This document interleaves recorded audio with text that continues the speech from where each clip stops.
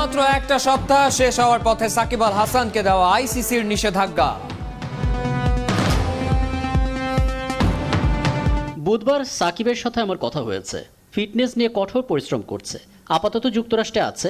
অন্য সবার মতো সাকিবেরও ফেরার পর মানিয়ে নিতে সময় লাগবে। আবহাওয়ার পূর্বাভাসে শুক্র শনি হতে পারে বৃষ্টি। প্রেসিডেন্টস কাপের ফাইনাল রবিবার সরিয়ে নিয়েছে বিসিবি। প্রতিটা খেলোয়াড়ই খুব সিরিয়াসলি আমরা খেলেছি এবং খুব কম্পিটিটিভনেস নিয়ে আমরা খেলেছি। সবথেকে বড় দিক ছিল যে অনেকদিন পরে আমরা মাঠে এরকম একটা টুর্নামেন্ট খেলতে পারলাম। প্রেসিডেন্টস কাপে রান তোলায় সবার উপরে মুশফিকুর রহিম। উইকেট শিকারীর তালিকায় টপে সাইফুদ্দিন।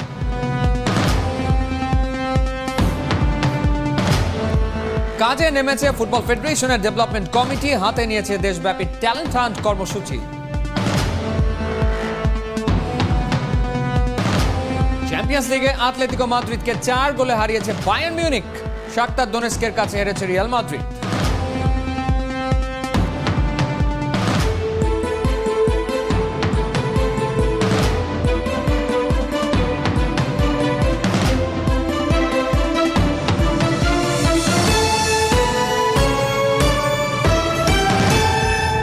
স্বাগত ৭১-এর খেলা যুগে আপনাদের সাথে আছি আমি ফাহিম রহমান।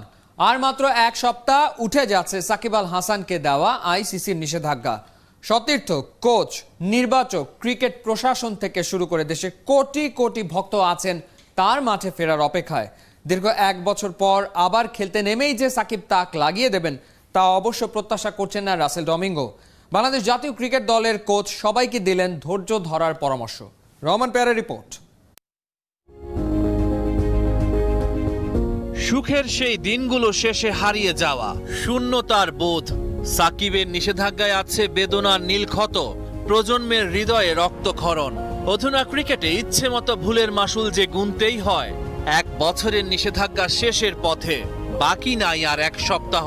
ওর ফেরার অপেক্ষায় প্রহর গুনছে বাংলাদেশের ক্রিকেট।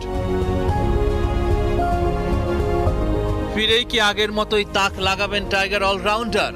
আর সবার মতো রোমাঞ্চ নিয়ে অপেক্ষায় আছেন head coach Russell Domingo. Virtual সংবাদ সম্মেলনে জানালেন, চাওয়া না পাওয়ার ফাঁকে তৈরি হতে পারে অসম সমীকরণ। বুধবার সাকিবের সাথে আমার কথা হয়েছে। ফিটনেস নিয়ে কঠোর পরিশ্রম করছে। আপাতত যুক্তরাষ্ট্রে আছে। অন্য সবার মতো সাকিবেরও ফেরার পর মানিয়ে নিতে সময় লাগবে।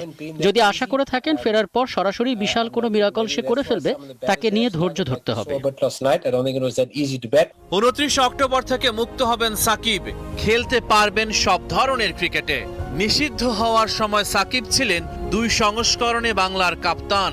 সব সংস্করণেই ছিলেন দলের সেরা পারফর্মার। কেমন হতে পারে তার ফেরা? 1 বছর ধরে কোনো ধরনের ক্রিকেট খেলেনি সাকিব। সে বিশ্বের সেরা অলরাউন্ডার, কিন্তু তারপরও একটা পথ ধরে এগোতে হবে। অনুশীলনে থ্রো ডাউন এবং বোলিং মেশিনে খেলা আর ম্যাচে 140 কিলোমিটার গতির বলারকে খেলার মধ্যে পার্থক্য অনেক। পায়ের নিচে জমি খুঁজে পেতে এবং আত্মবিশ্বাস ফিরে পেতে তারও কিছুটা সময় লাগবে। নভেম্বরে বিসিবির টি-20 টুর্নামেন্ট দিয়ে প্রতিযোগিতামূলক ক্রিকেটে ফেরার কথা রয়েছে সাকিবের। রহমান পেয়ার, ৭১। আবহাওয়ার পূর্বাভাস বলছে শুক্র শনি হতে পারে বৃষ্টি। তাই বিসিবির নীতিগত সিদ্ধান্ত, শুক্রবারের বদলে প্রেসিডেন্টস কাপের ফাইনাল হবে রবিবার। 2 দলের অধিনায়ক বলছেন ফাইনালে ওঠা অবশ্যই গুরুত্বপূর্ণ, তবে সবচেয়ে বড় কথা লম্বা সময় পর ক্রিকেটে ফেরা। দেব চৌধুরীর রিপোর্ট। বৃহস্পতিবারের প্র্যাকটিস সেশন দেখতেই একটু অগোছালো মনে হচ্ছে না? কোথায় যেন একটা ছাড়া ছাড়া অবস্থা, কারণ বৃষ্টি। ক্রিকেটাররা প্র্যাকটিস শুরু করতে না করতেই যেমন বৃষ্টির কারণে ড্রেসিং রুমে ফিরতে হয়েছে, তেমনই ছেদ পড়েছে অনুশীলনের ধারাতে। তাই স্বাভাবিক ছিল এমন অগোছালো প্র্যাকটিস সেশন। এই বৃষ্টিতেই ভেস্তে যেতে পারে বিসিবি প্রেসিডেন্টস কাপ ফাইনাল, এমনকি রিজার্ভ ডেও বলা হয়েছে আবহাওয়ার আভাসে। তাই বাধ্য হয়ে ফাইনালের দিন পরিবর্তন। তাতে অবশ্য ক্রিকেটারদের ভালোই হয়েছে। অনুশীলনের জন্য একটু বেশি সময় পাওয়া গেল। যদিও এটা প্রস্তুতিমূলক একটা টুর্নামেন্ট, বাট আমার মনে হয় প্রতিটা খেলোয়াড়ই খুব সিরিয়াসলি আমরা খেলেছি এবং খুব কম্পিটিটিভনেস নিয়ে আমরা খেলেছি। তো সবার ভিতরেই ওই প্রতিযোগিতাটা ছিল যেন আমরা একজন আরেকজনের চেয়ে ভালো পারফর্ম করতে পারি, অ্যাজ এ টিম আমরা ভালো পারফর্ম করতে পারি। তো সেদিক থেকে আমি বলবো যে এই টুর্নামেন্টটা আমাদের সব প্লেয়ারদের জন্য খুব ভালো একটা প্রস্তুতি ছিল। পুরো টুর্নামেন্টে অনেক এনজয় করেছি, অনেক ভালো লেগেছে। সব থেকে বড় দিক ছিল যে অনেকদিন পরে আমরা মাঠে এরকম একটা টুর্নামেন্ট খেলতে পারলাম। তো সবাই একসাথে একত্রিত হয়ে মাঠে খেলাটা অনেক বড় ব্যাপার ছিল আমাদের জন্য। আর সবাই একসাথে ড্রেসিং রুম শেয়ার করলাম, সো অনেক পজিটিভ দিকে ছিল। সো ওভারঅল খুব টুর্নামেন্টটা খুব বেশি এনজয় করেছি। গ্রুপ পর্বের 2 ম্যাচেই রিয়াদদের হারিয়েছে নাজমুল শান্তর দল। ফাইনালে পালা বদল নাকি শান্তদের জন্য দানে দানে 3 দান। রবিবার ম্যাচ শুরু 1:30টায়। দেবচৌধুরী, 71। 2 দিনের প্রস্তুতি ম্যাচে মুশফিকুর রহিমের ব্যাটিং দেখে যারা চিন্তায় পড়েছিলেন তাদেরকে বাড়তি দুশ্চিন্তা করতে মানা করেছিলেন নির্বাচক হাবিবুল বাশার সুমন। মুশফিক ঠিকই রান তোলায় সবাইকে পেছনে ফেলেছেন মাত্র 4 ম্যাচে। বোলারদের মাঝে 2 দিনের প্রস্তুতি ম্যাচে তাসকিন বেশ সাড়া ফেলে দিলেও ওয়ানডের রাজত্ব মোহাম্মদ সাইফুদ্দিনের দখলে। বিসিবি প্রেসিডেন্টস কাপের প্রথম পর্বের টপ 10-এর গল্প শামসুল আরিফিনের কাছে। মুশফিক, মাহমুদুল্লাহ এরা আসলে প্রুভেন প্লেয়ার, এদের পারফরম্যান্স নিয়ে খুব একটা চিন্তিত নেই। নির্বাচক হাবিবুল বাশার সুমন নিশ্চিত ছিলেন মুশফিকের সামান্য অফ ফর্ম কাটতে সময় লাগবে না। ঠিক তাই হয়েছে। একটা সেঞ্চুরি আর 2টা হাফ সেঞ্চুরি নিয়ে লিগ পর্বের সবচেয়ে সফল ব্যাটসম্যান আফিফ হোসেন নবীন এই ক্রিকেটার তালিকার 2 নম্বরে। হাফ সেঞ্চুরি একটা হলেও গড় কিন্তু 78। 3 নম্বরে ইরফান শুক্কুর নজর টানা, তালিকার 4 নম্বরে মাহমুদুল্লাহ রিয়াদ। প্রাথমিকভাবে নির্বাচকদের নজরের বাইরে থাকলেও রান তোলাদের তালিকায় নিজেকে সেরা 5-এই রাখতে পেরেছেন নুরুল হাসান সোহান। মোহাম্মদ সাইফুদ্দিন কিছুটা আড়ালে পড়েছিলেন। প্রেসিডেন্টস কাপে আবার সেই চেনা উদযাপন, এতটাই যে শেষ ম্যাচে একাই 5 উইকেট নিয়ে সেরা উইকেট শিকারীদের তালিকার মাথায় চড়ে বসেছেন এই অলরাউন্ডার। বোলারদের তালিকায় বাকি নামগুলোতে চমক নেই। যারা জাতীয় দলের জার্সিতে পরীক্ষিত ঠিক তারাই। 2 নম্বরে রুবেল, 3-এ মুস্তাফিজ, 4-এ আলামিন আর 5 নম্বরে তাসকিন আহমেদ। পেস বোলারদের দাপটের দিনে সাকিবকে বড্ড মনে পড়ছে বোধহয় ভক্তদের। সাকিবের বিকল্প তাইজুল ইসলাম কতটা সফলভাবে নিজেকে মেলে ধরতে পারলেন সেটাই বড় প্রশ্ন হয়ে রইল। একটা কথা আছে যে শামসুল আরিফিন, 71। বড় দুর্ভাগ্যই বলতে হবে, আসরের সর্বোচ্চ উইকেট শিকারী ব্যাট বলে পারফর্ম করছেন সমান তালে, কিন্তু এমন একজন ক্রিকেটার খেলতে পারছেন না ফাইনালে। সেই অভাগা ক্রিকেটার মোহাম্মদ সাইফুদ্দিন। দল ফাইনালে পৌঁছাতে না পারায় আসরের অন্যতম সেরা পারফর্মারকে নিশ্চয়ই মিস করবে মিরপুরের গ্র্যান্ড ফিনালে। এতেশাম সবুজের রিপোর্ট। সাইফুদ্দিন তখনও জানতো না এখানেই স্বপ্নের সমাধি। তামিম একাদশের বিপক্ষে 5 উইকেট শিকার করে ইনিংস ব্রেকে বলটা উঁচিয়ে ধরলেন অর্জনের তৃপ্তিতে। কি ভাগ্য করে এলেন, এমন পারফরমেন্সের পরও দলটা হারলো। আসলে সেরা বোলার হয়েও ফাইনালে খেলার আক্ষেপটা থেকেই গেল। দীর্ঘদিনের ইনজুরি কাটিয়ে গেল মার্চে জিম্বাবুয়ে সিরিজে প্রত্যাবর্তন। 2 ওয়ানডেতে 7 উইকেট নিয়ে, তাও আবার রাজস্বিক। করোনার বাধা ঠেলে 7 মাস পর বিসিবি প্রেসিডেন্ট কাপে যেন সেখান থেকেই শুরু। প্রথম ম্যাচেই চমক, মাত্র 8 রান খরচায় 2 উইকেট। উইকেটের ধারাবাহিকতা ধরে রেখেছে পরের ম্যাচেও। শেষ 2 ম্যাচে বিধ্বংসী রূপে এই অলরাউন্ডার। তৃতীয় ম্যাচে 3 উইকেট পেলেও শেষটায় সেরা বোলিং। আসরের একমাত্র বোলার হিসেবে 5 উইকেট শিকার। সব মিলিয়ে ফাইনালের আগ পর্যন্ত সাইফুদ্দিন টুর্নামেন্ট সেরা বোলার। রুবেল, মুস্তাফিজের মতো জেনুইন বোলারদের পেছনে ফেলে এই অলরাউন্ডারই সর্বোচ্চ 12 উইকেটের মালিক। করোনার পর ঘরোয়া এই আসর যদি হয় ক্রিকেটারদের ড্রেস রিহার্সাল, তবে সাইফুদ্দিন নিজেকে যথার্থই প্রমাণ করেছে। একজন পেস বোলিং অলরাউন্ডারের অভাব বোধ হয় কাটতে যাচ্ছে।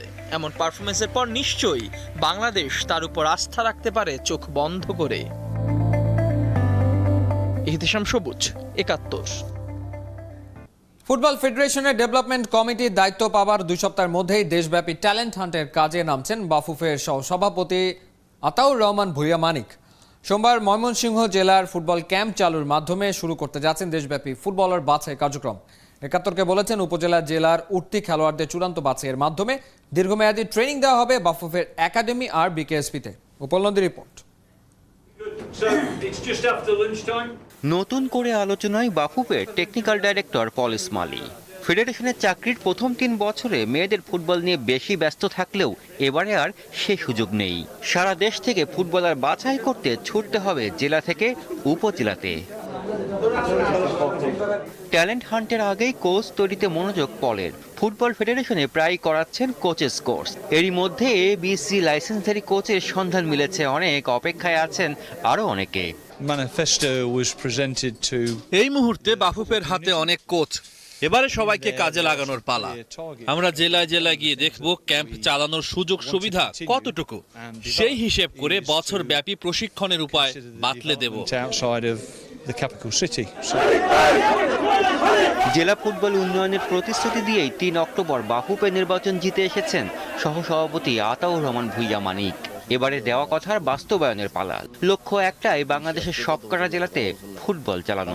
জেলাতে আমরা একটা ক্যাম্প করি, সেই ক্যাম্পে আমরা উপজেলাগুলো থেকে উপজেলা লেভেলের ছেলেদেরকে নিয়ে ট্রেনিং না, আমরা প্রথম তো আগে বাছাই করব। আমাদের 500 ছেলে যদি আসে, সেই 500 ছেলের থেকে আমরা যদি 50 জনও বাছাই করতে পারি, 60 জনও বাছাই করি, সেই 60 জনকে কিন্তু আমরা এখানে নিয়ে আসবো না।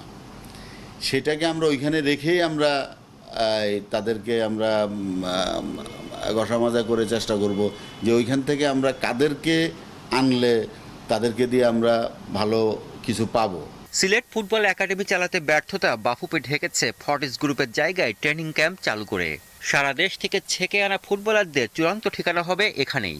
কথাবার্তা চলছে এই একাডেমির সুযোগ সুবিধা বাড়ানোরও। ফুটবলার রাখা হবে বিকেএসপিতেও। জেলা বা ডিভিশন ভিত্তিক তো আমাদের ওই ধরনের ক্যাম্প করতে গেলে আমাদের ইনফ্রাস্ট্রাকচারের দরকার আছে।